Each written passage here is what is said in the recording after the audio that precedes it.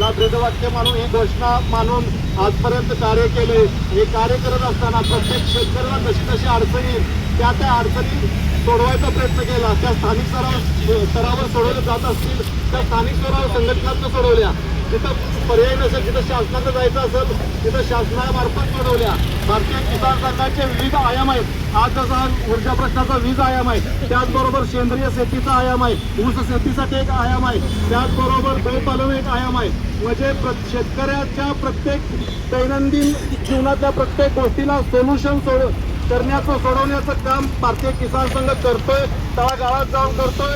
आणि ज्या ठिकाणी त्याला गरज पडत शासन स्तरावर तर आपल्या या ताकदीच्या माध्यमातून आपण शासन स्तरावर जाऊन ते प्रश्न सोडवतोय।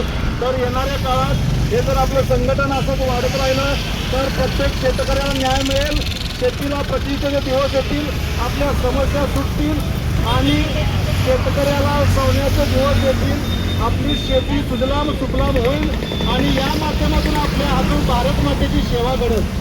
तर यासाठी आपण संघटनात उतरावं। भारतीय किसान संघाच्या झेंड्याखाली प्रत्येक शेतकऱ्यांनी एकत्र यावं असं मी आवाहन करतो। आपण सगळे आल्याबद्दल आपलं स्वागत आणि आभार मानतो।